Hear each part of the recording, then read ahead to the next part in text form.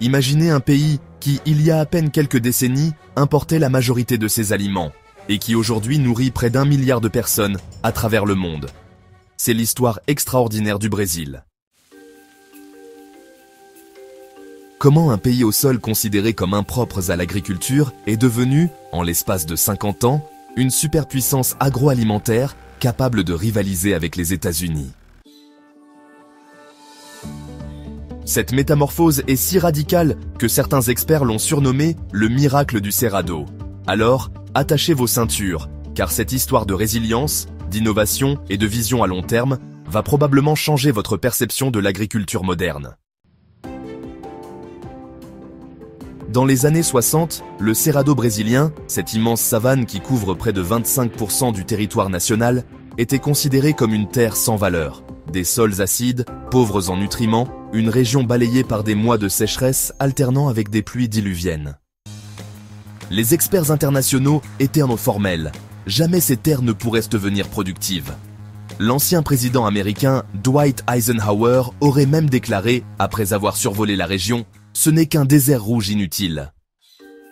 Mais le Brésil, confronté à une crise alimentaire imminente, ne pouvait se permettre d'abandonner près d'un quart de son territoire. C'est alors qu'intervient l'un des acteurs clés de notre histoire, l'Embrapa, l'entreprise brésilienne de recherche agricole, fondée en 1973.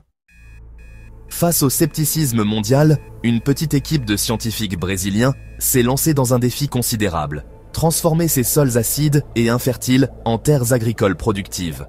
Un pari que beaucoup jugeaient impossible. La première étape fut l'analyse minutieuse des sols du Cerrado.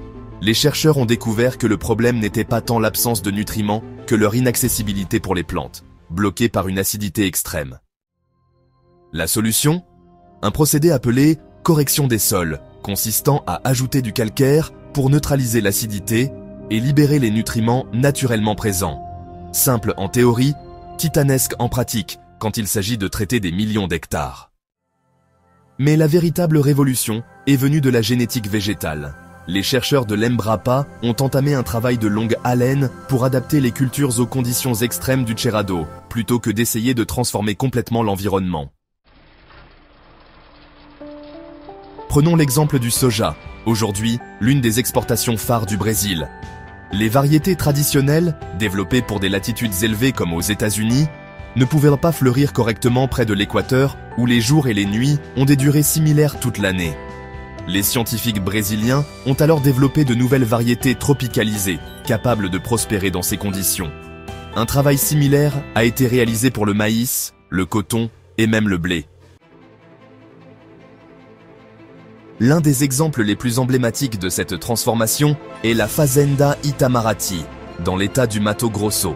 Dans les années 1980, cette exploitation de 50 000 hectares était considérée comme un laboratoire à ciel ouvert des nouvelles techniques agricoles brésiliennes.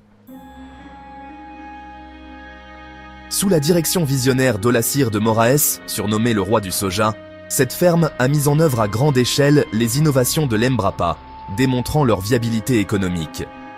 En quelques années, des rendements records ont été atteints, prouvant au monde entier que l'agriculture intensive était possible dans le Cerrado. Aujourd'hui, le Mato Grosso est devenu le premier État producteur de soja au Brésil, avec des rendements qui dépassent parfois ceux des régions agricoles les plus productives des États-Unis. Les chiffres parlent d'eux-mêmes. En 1970, le Brésil produisait environ 1,5 million de tonnes de soja. En 2023, cette production a dépassé les 150 millions de tonnes, faisant du pays le premier exportateur mondial. Mais l'ascension brésilienne ne s'arrête pas au soja. Le pays est aujourd'hui premier exportateur mondial de sucre, premier exportateur mondial de café, premier exportateur mondial de jus d'orange, premier exportateur mondial de viande bovine et de volaille, et quatrième exportateur mondial de maïs. Cette diversification est cruciale. Contrairement à d'autres puissances agricoles qui se sont spécialisées dans quelques cultures, le Brésil a développé un portefeuille agricole complet, le rendant moins vulnérable aux fluctuations des marchés internationaux. L'agriculture brésilienne moderne est à la pointe de la technologie. Prenons l'exemple concret de l'entreprise Solinftec, fondée en 2007 dans l'état de São Paulo. Cette start-up, aujourd'hui valorisée à plus d'1 milliard de dollars, a développé un système d'agriculture de précision qui équipe plus de 16 millions d'hectares au Brésil. Leurs capteurs IoT, combinés à l'intelligence artificielle, permettent aux agriculteurs de suivre en temps réel l'état de leur culture, d'optimiser l'utilisation des intrants et de réduire leur impact environnemental. Des drones surveillent l'apparition de maladies des tracteurs autonomes, travaillent jour et nuit, et des algorithmes prédisent les meilleurs moments pour semer ou récolter.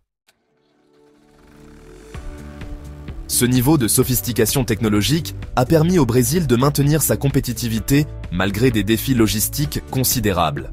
Après tout, exporter des millions de tonnes de grains depuis le centre du continent sud-américain n'est pas une mince affaire.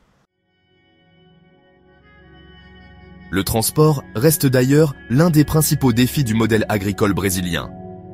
Acheminer la production depuis les régions centrales comme le Mato Grosso jusqu'aux ports d'exportation comme Santos ou Paranaguá représente un coût considérable.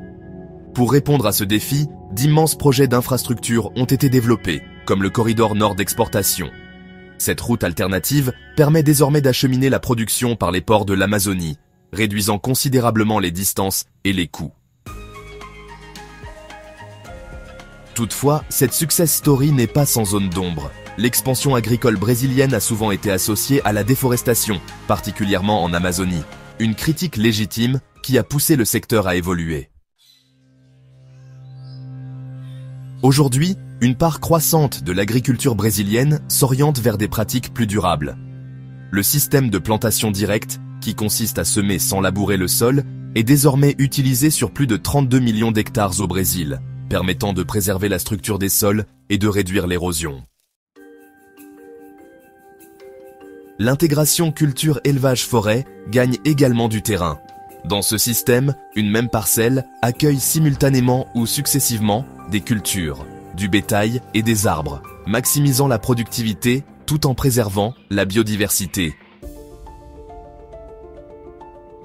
Un exemple inspirant vient de l'entreprise Agricef, basée dans l'état du Paraná. Cette société familiale a développé un modèle d'agroforesterie adapté aux grandes exploitations. Sur leurs 2000 hectares, ils alternent bandes de cultures annuelles, soja, maïs et rangées d'eucalyptus ou d'espèces natives. Les résultats sont impressionnants. Une réduction de 30% des besoins en fertilisants grâce à une meilleure circulation des nutriments. Une hausse de la biodiversité avec le retour d'espèces disparues localement et une diversification des revenus qui protège l'exploitation des aléas climatiques et économiques.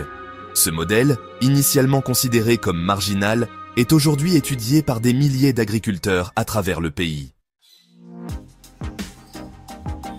Que nous réserve l'avenir de l'agriculture brésilienne? Les experts s'accordent à dire que le potentiel de croissance reste immense. Selon la FAO, le Brésil pourrait encore augmenter sa production alimentaire de 40% sans convertir de nouvelles terres, simplement en améliorant les rendements des zones déjà cultivées et en récupérant les pâturages dégradés. Ce potentiel est d'autant plus crucial dans un contexte de changement climatique et d'insécurité alimentaire mondiale.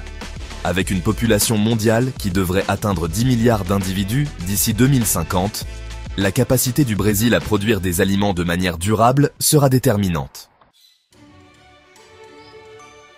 L'histoire de la transformation agricole du Brésil nous rappelle que les limites que nous percevons sont souvent celles de notre imagination et de notre volonté.